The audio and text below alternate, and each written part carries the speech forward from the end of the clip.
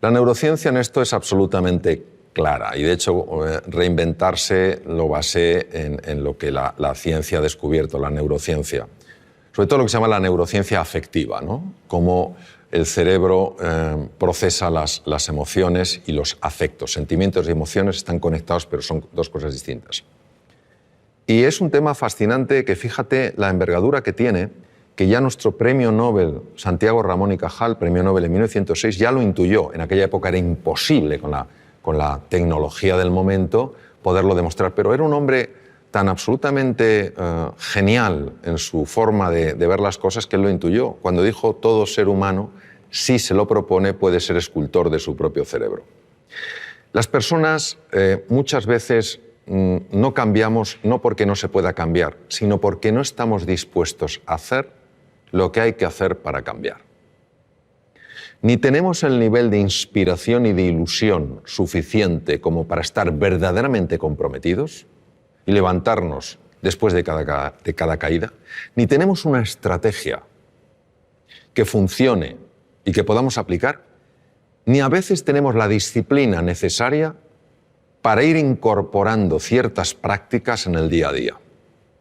Cuando uno tiene la inspiración, es decir, ves una posibilidad en tu vida que dices, oye, si esto apareciera en mi vida, oye, voy a otro nivel. Cuando tenemos una estrategia que no tiene que ser ni sofisticada ni compleja, sino sencilla, estos son los pasos que he de seguir. Y cuando tú cada día te vas entrenando, es inevitable que se produzca un cambio en la citoarquitectura del cerebro. Es inevitable. Se forman nuevas conexiones, se forman nuevas vías y se forman nuevas neuronas, al menos en dos lugares. Uno no viene al caso porque no tiene, en principio, demasiada relevancia en el mundo en el que estamos hablando, pero el otro sí, que son los hipocampos. Los hipocampos, de alguna manera, no solo procesan mecanismos muy complejos en relación con la memoria, sino que también controlan unos núcleos que se llaman núcleos amigdalinos, donde está el núcleo central del miedo. Es decir, hacen que veamos las cosas con menos miedo. Todos nosotros podemos cambiar, podemos activar genes, podemos desactivar genes, podemos crear nuevas conexiones. Entonces, ¿qué nos dice? Nos dice la neurociencia que vivamos con pasión, con entusiasmo, que vivamos con fe en nosotros y en nuestras posibilidades y que estemos dispuestos a llevar a cabo el entrenamiento necesario para incorporarlo, para que pase del saber al saber hacer. Y cuando uno está con personas realmente relevantes en el mundo del deporte, en el mundo de la ciencia, te das cuenta de la disciplina que ponen en su vida. Todos los días se entrena. No hay un día que digan, no, hoy no me entreno. Se entrenan un poquito. Y eso es una maravillosa oportunidad porque quiere decir que nuestro pasado no tiene por qué predecir nuestro futuro. Si una persona quiere cambiar cómo ha vivido hasta ahora, lo puede hacer. Ahora necesita estos ingredientes. Un verdadero entusiasmo, una motivación que le genere el compromiso, una estrategia que sea razonable, no tiene que ser compleja, y una práctica constante para que al final no haya nada que creerse, porque tú mismo lo puedes verificar. Por ejemplo, yo aprendí inglés ya siendo un adolescente, y para mí el inglés era absolutamente imposible. O sea, es que no me entraba nada. Y lo que me entraba no se me quedaba. Y lo que a lo mejor se me quedaba luego no lo recordaba. Con lo cual era ultra frustrante. Y parecía que eso era un muro que no se podía romper.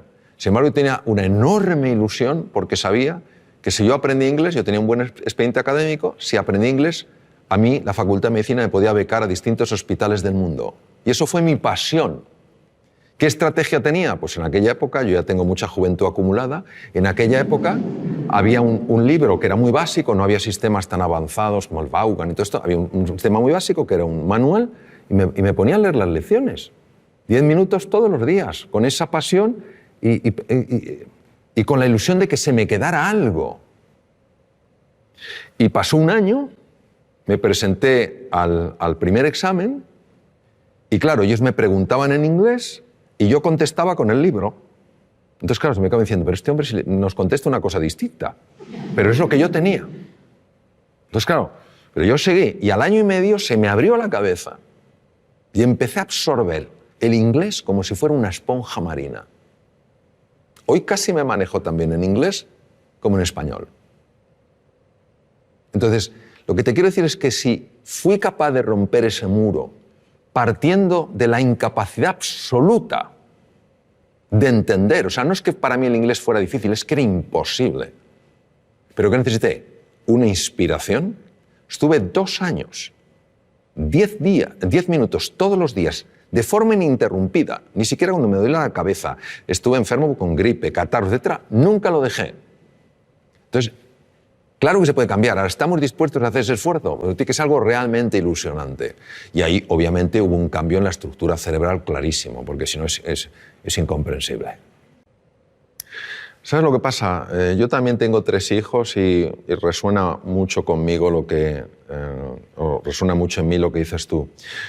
Es difícil que los hijos aprendan valentía de los padres, porque les queremos tanto que nuestro miedo a que les pase algo, nuestro miedo a que sufran, nuestro miedo a que lo pasen mal, hace que muchas veces tomemos una actitud hiperprotectora. Y a veces son amigos suyos, otros familiares, los que dicen atrévete, prueba esto, etcétera, etcétera. Entonces, yo te diría, en relación a tu pregunta, es decir, como madre, ¿qué puedes hacer? Bueno, en primer lugar, entender que es normal que nuestros hijos se den golpes, es normal que nuestros hijos experimenten frustraciones y es normal que experimenten dolor, si no, no hay crecimiento. Y a veces los tenemos un poquito entre palmitas, como que no le pase nada, no vaya a sufrir. No. Yo lo que te diría es que hagas 3 cosas. Lo primero es valorarles. Tú ya les estás valorando. Les valoras como personas. La segunda es desafiarles. Es importante que les desafíes para que ellos crezcan. Y la tercera es acompañarles. Es decir, que muchas veces no se sientan solos en el desafío. Hay desafíos que verdaderamente para todo ser humano y en unos niños el que corresponde a su edad, da mucho miedo. Si se sienten acompañados, lo cual no quiere decir llevarles de la mano, si se sienten acompañados se atreven mucho más. Yo haría esas 3 cosas, sencillamente valorarles, desafiarles y acompañarles. Y luego dejar que la naturaleza obre. La realidad y el mundo real, al menos como yo lo veo, es mucho más benevolente que el mundo mental. El mundo mental nos monta unas historias. Yo creo que es experiencia de muchos, si no de todos los que estamos aquí, como cuando una cosa nos ha dado miedo y hemos dicho, tengo que hacerlo, y le hemos dicho, pero si no era para tanto. Si no era para tanto. El miedo tenemos que verlo no como un oponente, sino como un compañero imprescindible para crecer. Cuando una persona siente miedo, estamos hablando de los miedos habituales, no estoy hablando de ante el depredador. Cuando una persona siente miedo es porque está tocando las barreras, los límites de su zona de confort. Y esa es la llamada para estirarse. Esa es la llamada para crecer. Toda la magia está fuera de la zona de confort. Todos tenemos miedo. En una ocasión, un piloto, hace muchos años, en norteamericano, los mejores pilotos de Boeing 747, los Jumbo, le preguntaron qué sentía al despegar con 400 pasajeros. Y él dijo, miedo. Y el que entrevistó dijo, Dios mío, ¿pero cómo puede tener usted miedo? Así que dijo, no, yo tengo miedo, que no es lo mismo que el miedo me tenga a mí. Cuando yo tengo miedo, tengo un nivel de atención, un nivel de alerta, un nivel de eficiencia que no tendría si para mí fuera algo banal, estaría mucho más despistado. Ahí estoy atento. Pero el miedo no me tiene a mí, es decir, yo no estoy en pánico. Es completamente diferente. Entonces ese puntito tenemos que verlo. Y luego que vean en ti también, como yo procuro, con mis errores, por supuesto, que vean en mí que hay una coherencia entre lo que decimos y lo que hacemos. Porque al final nuestros hijos no van a hacer lo que les digamos, van a hacer lo que vean.